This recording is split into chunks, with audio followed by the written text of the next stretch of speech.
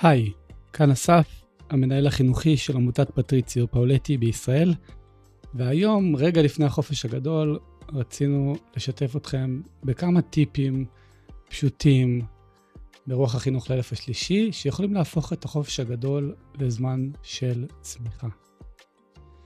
אז החופש הגדול הוא מתחיל בדרך כלל בתחושה של הקלה, אחרי חודשים ארוכים של מערכת שיעורים, מבחנים, מסעות, כריכים, שיעורי בית והתארגנויות בוקר שאתם מכירים היטב, ואז מגיע רגע שבו אנחנו יכולים סוף סוף להוריד הילוך, הילדים שמחים, ולרגע נדמה שכולם יוצאים להפסקה שהייתה נחוצה מאוד, אבל די מהר ואצל לא מעט משפחות ההקלה הזאת מתחלפת בתחושה אחרת. הימים מתחילים להימרח, שעות השינה זזות, המסכים תופסים יותר ויותר מקום, הארוחות פחות מסודרות, והילדים ובעיקר בני הנוער מוצאים את עצמם בתוך מרחב פתוח מאוד ולפעמים פתוח מדי. אז החופש הגדול הוא תקופה חשובה, וילדים ובני נוער זקוקים להפוגה, הם זקוקים לזמן חופשי, למנוחה, למשחק, גם לשעמום, לגילוי של עצמם ולחוויות שלא תמיד מצליחות להיכנס לתוך שנת הלימודים. אבל עבור רבים מהם המעבר ממסגרת ברורה למרחב כמעט בלתי מוגבל יכול להיות גם לפעמים מבלבל ומפזר. וכשאין מספיק נקודות ייחוס, קל לאבד את הקצב, קל להתפזר, קל להיגרר אחרי מה שקורה באותו רגע. אצל בני נוער זה יכול להתבטא בשינה עד שעות מאוחרות, צהריים אחרי צהריים וכולי, שיטוט לילי, לחץ חברתי, חיפוש אחר ריגושים, שעמום מתמשך, ולפעמים לצערנו גם בחירות פחות מטיבות, גם מהניסיון שלנו בעבודה עם בני ובנות נוער בפרויקט נערי האור, אנחנו יודעים שהחופש הגדול הוא תקופה שלפעמים מתרחשת בהידרדרות, ולא תמיד מדובר במשהו דרמטי או גלוי לעין, זה פשוט לפעמים התרופפות הדרגתית של הרגלים, גבולות ותחושת כיוון. אז הבשורה הטובה היא שהחופש הגדול לא חייב להיות תקופה של התפרקות, הוא יכול להיות זמן של מנוחה, אבל גם של גדילה. זמן שבו ילדים מגלים כוחות חדשים, מפתחים עצמאות, לומדים לבחור, מתנסים, נכשלים, מצליחים, ומרגישים שהם שותפים ביצירת החיים שלהם. זה לא אומר שצריך להפוך את החופש לבית ספר נוסף, וגם לא שצריך למלא כל רגע בפעילות, להפך. לפעמים דווקא הפשטות היא מה שעושה את ההבדל. אז אנחנו רוצים לתת כמה עוגנים קטנים וברורים שיכולים לעזור לילדים להרגיש מוחזקים יותר, רגועים יותר ומכוונים יותר. הכנו עבורכם 3 המלצות פשוטות ברוח גישת החינוך לאלף השלישי שאיתה אנחנו עובדים בעמותה. טיפ מספר 1, ליצור שגרה רכה וברורה. בואו נדבר רגע על שגרה. ילדים ובני נוער זקוקים לשגרה, וזה לא רק צורך שלנו ההורים, זה צורך התפתחותי עמוק יותר. יש מחקרים שמראים קשר בין שגרות יומיומיות, לוויסות עצמי, ליציבות רגשית ולתחושת ביטחון. אז חשוב לזכור ששגרה היא לא נועדה רק עבור ההורים, היא גם לא נועדה כדי לשלוט בילד, אלא זה עוזר לו ליצור תחושת סדר פנימי. המוח שלנו, המוח האנושי, הוא זקוק לנקודות ייחוס, הוא צריך לדעת מתי הוא מתחיל, מתי אוכלים, מתי נחים, מתי יש זמן משותף, מתי מתארגנים לשינה. כשהכל יותר מדי פתוח, אז לא תמיד נוצר חופש, במובן הטוב, ולפעמים נוצר בלבול, עצבנות וגם חוסר שקט. בחינוך לאלף השלישי, אחד הכלים שאנחנו עובדים איתו נקרא המרחב הריק, אנחנו לא נפרט פה עכשיו את הכלי, אבל רק איזושהי טעימה ממנו, זה בעצם מרחב שבו המבוגר או המחנך יוצרים את המסגרת, והילד חופשי להתנסות בתוך המרחב הזה שנוצר. זאת לא מסגרת שסוגרת עליו, אלא מסגרת שהיא מאפשרת לא להתנסות, לבחור, ללמוד, לגלות דברים חדשים על עצמו. דווקא בגלל שיש גבולות ברורים יחסית, אז הוא יכול להרגיש בטוח, מספיק לנוע בחופשיות, כלי מדהים, וככה הוא יכול לפתח יכולות חדשות, הוא גם יכול להכיר את עצמו טוב יותר, את הרצונות שלו, את הכוחות שלו ואת הגבולות. היצירה של המרחב הריק היא תלויה קודם כל בגיל של הילד, וגם בילד הספציפי שנמצא מולנו, הילד שלנו. ילדים צעירים בדרך כלל צריכים מסגרת יותר מוחשית וצמודה, וילדים גדולים או נערים צריכים מרחב יותר פתוח, אבל גם הם זקוקים לנקודות אחיזה. כהורים זה התפקיד שלנו, מה לעשות? אנחנו אלו שצריכים להעריך מה נכון ומתאים לילדים שלנו, כמה לתת להם בחירה וכמה עדיין הם צריכים ליווי וגבולות, איזה גבולות יהיו נכונים עבורם. אז שגרה בחופש הגדול זה לא אומר בהכרח לבנות לילדים לוח זמנים צפוף, מ-8 בבוקר עד 8 בערב, לא. זה לא ריאלי וגם זה לא נכון. אנחנו רובנו כהורים עובדים, אנחנו עסוקים, אנחנו אפילו עייפים, ויש לנו כמה דברים שאנחנו צריכים להחזיק, אז אנחנו לא רוצים פה ליצור איזו שליטה מלאה בזמן, בסך הכל כמה עוגנים קבועים ביום. מה זה עוגנים? עוגנים זה יכול להיות למשל ארוחת בוקר משותפת. כל יום יושבים ביחד ואוכלים ארוחת בוקר, גם אם היא קצרה. זה יכול להיות שעה ביום שבה אנחנו מסדרים את הבית. יוצאים להליכה, קוראים ספר, מתקדמים בפרויקט אישי או עושים פעילות בלי מסכים. אצל ילדים קטנים זה יכול להיות סיפור קבוע לפני השינה, טקס ערב קצר, או זמן שבו אנחנו נמצאים יחד, משחקים. אצל בני נוער שיכול להיות שהם כמעט לא נמצאים בבית, אז זה יכול להיות גם איזשהו רגע של מפגש בסוף היום, ארוחת ערב, שבו אנחנו שואלים אותם מה היה היום, מה מתוכנן למחר, אם יש משהו שהם צריכים עזרה בו, חשוב גם שנראה אותם וירגישו גם שאנחנו רואים אותם. אנחנו לא רוצים ליצור מסגרת נוקשה בשום אופן, אלא קצב שאפשר לחזור אליו. יכול להיות שהילדים יתנגדו בהתחלה, ישכחו, יבדקו את הגבולות, אבל אם אנחנו נתמיד ונהיה עקביים, אז זה ייצור ביטחון והם יתרגלו. וילדים שמרגישים שיש כמה נקודות יציבות ביום, זה גם עוזר לו להיות יותר פנוי, לשחק, לחקור ולהתפתח. אנחנו לא צריכים להחזיק את העוגנים האלה בכוח, ממש לא. פשוט להבין שמסגרת היא חשובה והיא עוזרת לילד. גם ההרגשה שיש מישהו שמחזיק את המרחב היא חשובה. אז זה היה הטיפ הראשון. טיפ השני הוא להפוך את החופש לזמן משמעותי. הרבה פעמים יש לנו תחושה שאנחנו רק צריכים לעבור את החופש ולסיים איתו ולהגיע לצד השני, והתחושה מובנת. אנחנו צריכים כל הזמן למצוא סידורים, איך להעסיק את הילדים ולחכות לשגרה המבורכת. אבל אפשר גם להסתכל על החופש אחרת. אפשר להסתכל עליו כעל הזדמנות לעשות משהו אחר, לעשות את הדברים בצורה אחרת, או לפתח, ללמוד משהו שהילד, הילדה מאוד רוצים ללמוד ולא כל כך יוצא להם במהלך השנה. אז אנחנו ממש יכולים להסתכל על החופש כאל איזשהו זמן שבו הם יכולים ללמוד משהו חדש, לחקור משהו חדש, לפתח משהו שהם אוהבים, תחביב. אנחנו יכולים ממש לשבת איתם בתחילת החופש, ואם אפשר להפוך את זה לרגע מיוחד, אפשר להכין מיץ, אפשר לצאת לאיזה בית קפה, לשבת בגינה, משהו שירגיש להם שקורה פה משהו אחר.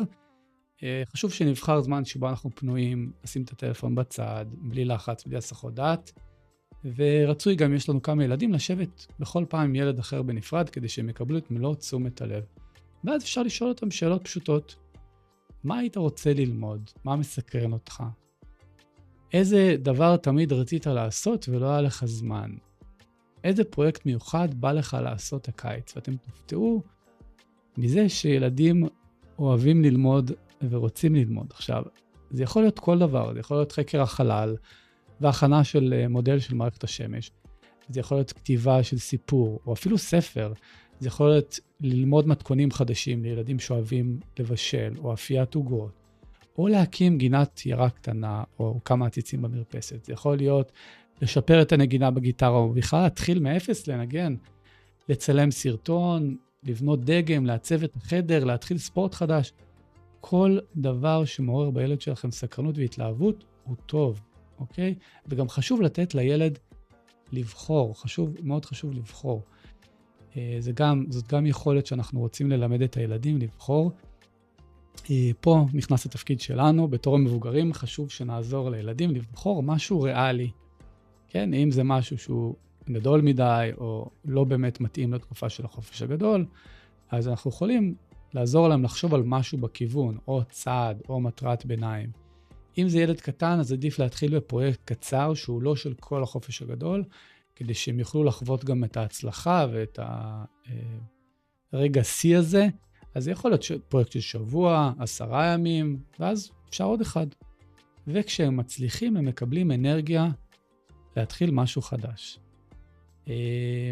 אם הם כבר מסוגלים להחזיק פרויקט קצר, אז אפשר בהמשך להרחיב גם את האתגר. אז בעצם במקום רק להעסיק את הילדים, אנחנו עוזרים להם להתאמן בהתמדה, בתכנון, בהגשמה. הם לומדים לבחור מטרה, לפרק אותה לשלבים, להתמודד עם קושי, לתקן, ללמוד מהטעויות ולראות תוצאות. כדאי גם לבדוק מראש כמה זמן הפרויקט הזה דורש מאיתנו וכמה אנחנו פנויים, כי אם הילד למשל רוצה להכין גינת ירק, אבל בפועל אנחנו צריכים להיות לידו כל רגע, אז יכול להיות שזה גדול מדי לשלב הזה, ואפשר להתחיל משהו יותר פשוט. אפשר להתחיל מלבחור נגיד 3 שתילים, לבדוק, ללמוד איזה אור, איזה אדמה הם צריכים, להכין להם עציצים ולעקוב אחריהם. וזה יכול ללכת למלא כיוונים, אפשר להסריט את זה, אפשר לעשות מזה ספר. באמת, ילדים הם מאוד מאוד יצירתיים, אנחנו רק נותנים להם. וככל שהילד יכול לחקור בעצמו בעזרת ספרים, סרטונים, שאלות, ניסוי וטעייה, כך הוא גם יהפוך להיות פעיל יותר בתהליך. וזה אחד העקרונות החשובים במה שנקרא PBL, Project Based Learning, למידה מבוססת פרויקטים, נושא מאוד חם היום, ובצדק. הילדים לא רק מקבלים מידע תיאורטי, הם משתתפים בצורה אקטיבית והם לומדים, הם בודקים, הם מתכננים, הם מנסים, הם טועים, הם מתקנים והם מציגים גם את התוצאה. וגם זאת נקודה חשובה, הפידבק. אז אנחנו יכולים לקבוע ממש זמנים בשבוע, זמני צ'ק פוינט כאלה, שבהם אנחנו נפגשים ובודקים מה התקדם. הילד ממש מציג לנו מה הוא עשה בשבוע האחרון, מה הוא למד, איפה הוא טעה, איפה הוא נתקע, ומה הצעד הבא שלו. וגם לעזור להם, אם הם נתקעים בכל מיני דברים, זה התפקיד שלנו, לעזור להם לעבור הלאה ולהמשיך. לילדים שצריכים תמיכה ויזואלית, אפשר גם להכין לוח עם שלבים, לא הרבה שלבים, ולסמן עליו את ההתקדמות, נגיד צעד 1, צעד 2, צעד 3, וכך גם זה יכול להיות מוחשי עבורם, והם יכולים לעקוב אחרי ההתקדמות. זה היה הטיפ השני. הטיפ השלישי הוא גם מאוד חשוב, והוא קשור לסיכום יום. אז בחופש הגדול, הימים נוטים להתחבר אחד לשני, הבוקר, צהריים, ערב, לילה מתערבבים, לפעמים לאיזה רצף ארוך ולא ברור, ואחד הכלים הפשוטים והחזקים שיכולים לעזור הוא סיכום יום. בסוף יום אנחנו יכולים לשבת עם הילד שלנו לכמה דקות ולעבור ביחד על היום שהיה. אם זה ילדים קטנים, בדרך כלל המבוגר עושה את זה, ככל שהם גדלים יכולים גם לספר מה היה היום, מה הם רוצים להדגיש. אפשר לעשות את זה ממש רגע לפני השינה. אם ילדים גדולים יותר זה יכול להיות בארוחת ערב, בנסיעה, בכל מקרה באיזשהו רגע שקט לפני שהיום נגמר, זה לא צריכה להיות שיחה ארוכה. אפשר לשאול 3 שאלות. מה אתה רוצה להדגיש לעצמך מהיום הזה? במה פחות הצלחת? ופה יש עוד חלק חשוב שמתחבר. איך היית נוהג אחרת אם היית יכול? אנחנו בעצם רוצים לעזור לילד לראות גם אפשרות אחרת. ובמה הצלחת? אנחנו תמיד נדגיש את החיובי. אנחנו רוצים לסמן למוח שלנו, למוח של הילד, את ההצלחה, את החיובי, כי מה שאנחנו מדגישים אותו גדל. כשהילד שלנו לומד לעצור ולבחון את היום שעבר עליו, הוא יכול גם להתחיל להפעיל מנגנוני שיפור עצמי, לשנות את הסימן של החוויות שהוא עבר, ולדמות את העתיד שהוא רוצה. כבר נגיע לעתיד, לחלק של העתיד, וכל אלה תורמים גם לפיתוח של מה שנקרא הכרה עצמית, תכונה מאוד חשובה. הוא לומד לזהות מה עזר לו, מה הכניס אותו, איפה הוא בחר טוב, ואיפה בפעם הבאה הוא יכול לבחור אחרת. כהורים, הדבר הכי חשוב זה להדגיש את הדברים החיוביים, גם אם הם קטנים. ראיתי שעזרת לאחותך. שמתי לב שכעסת והצלחת לעצור ולקחת נשימה. התחלת את המשימה למרות שלא היה לך חשק. הצלחת לעשות משהו שחשבת שהוא בלתי אפשרי בהתחלה.